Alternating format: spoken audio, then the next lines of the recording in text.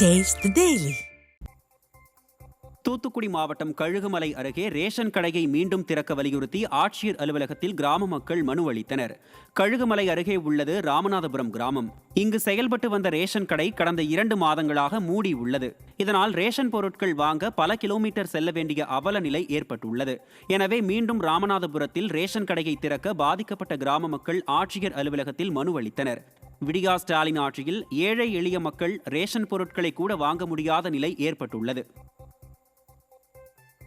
தூத்துக்குடி திரேஸ்புரம் மீன்பிடி துறைமுகத்தில் இருந்து சங்கு குளிக்க கடலுக்கு சென்ற மீனவர் நடுக்கடலில் மூச்சு திணறி உயிரிழந்தார். மாயாண்டி என்பவர் படகில் 6 பேருடன் சென்று நடுக்கடலில் சங்கு குளிக்கும் பணியில் ஈடுபட்டிருந்த போது திடீரென மூச்சு திணறல் ஏற்பட்டதில் அவர் உயிரிழந்தார். அவரது உடலை சக மீனவர்கள் மீட்டு திரேஸ்புரம் கடற்கரைக்கு கொண்டு வந்தனர். விடியா ஸ்டாலின் அரசு இதுபோன்ற மீனவர்கள் உயிரிழப்புக்கு எப்போது நிவாரணம் வழங்கப் போகிறது என சங்கு தொழில் மீனவர்கள் கேள்வி எழுப்பினர். தருமபுரி மாவட்டத்தில் 13 மணி நேரத்திற்கும் மேலாக நீடித்த மின்தடையால் பொதுமக்கள் கடும் அவதியடைந்தனர். திங்கட்கிழமையன்று திடீரென இடி மின்னலுடன் கூடிய கனமழை பெய்ததால் பல பகுதிகளில் மின்தடை ஏற்பட்டது. மழையால் மின்தடை ஏற்பட்டாலும் பணியாளர்கள் உடனடியாக மின் பழுதை சரி செய்யாமல் அலட்சியம் காட்டியதால் 13 மணி நேரத்திற்கு மேலாக தூங்க முடியாமல் தாய்மார்கள், குழந்தைகள் அவதிப்பட்டனர். விடியா ஸ்டாலின் அரசின் மின்சாரத்துறை எப்போது மின்சாரம் வழங்கும் என காத்திருக்கும் நிலை ஏற்பட்டுள்ளது. கடலூர் மாவட்டம் புவனகிரி அருகே வயல்வெளியில் வைக்கப்பட்டிருந்த மின்மாற்றியை உடைத்து காப்பர் கம்பிகளை மர்ம நபர்கள் திருடிச் சென்றுள்ளனர். புவனகிரி அருகே பூ சித்தேரி கிராமத்தின் வயல்வெளியில் மின்மாற்றி ஒன்று வைக்கப்பட்டிருந்தது. இந்த நிலையில் மர்ம நபர்கள் அதனை உடைத்து அதில் இருந்த காப்பர் கம்பிகளை திருடிச் சென்றுள்ளனர். இவற்றின் மதிப்பு 1 லட்சம் ரூபாய் ஆகும். விடியா ஸ்டாலின் ஆட்சியின் காவல்துறையின் அலட்சியத்தால் பாசனத்திற்கு தேவையான மின்சாரம் கிடைப்பதில் சிக்கல் ஏற்பட்டுள்ளதாக விவசாயிகள் வேதனை தெரிவித்தனர்.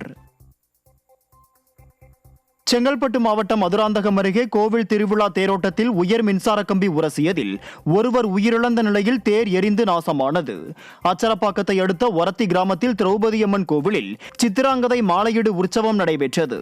இதனை முன்னிட்டு இரும்பால் செய்யப்பட்ட தேரானது ஹாஸ்பிட்டல் சாலையில் வரும்போது தாழ்வாக இருந்த உயர் மின்னழுத்த கம்பி மீது உரசியதில் தேர் முழுமையாக எரிந்து சேதமடைந்தது. இதில் ராம்குமார் என்பவர் உயிரிழந்ததுடன் 4 பேர் காயமடைந்தனர். விடியா ஸ்டாலின் அரசின் மின்சாரத்துறை அலட்சியத்தால் ஒரு உயிர் பறிபோயுள்ளது.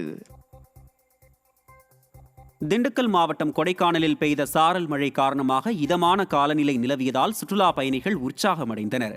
குறிப்பாக கொடைக்கானலின் முக்கிய சுற்றுலா தலமான கோக்கஸ் வாக் பகுதியில் இருந்து எதிரே தெரியக்கூடிய பசுமையான மலைமுகடுகளில் வெண்பஞ்சு மேகமூட்டங்கள் தவழ்ந்து செல்லும் காட்சி கண்களுக்கு விருந்தளிக்கும் வகையில் அமைந்தது. இந்த ரம்யமான காட்சியை ஏராளமான சுற்றுலா பயணிகள் கண்டு ரசித்ததுடன் செல்ஃபி எடுத்து மகிழ்ந்தனர்.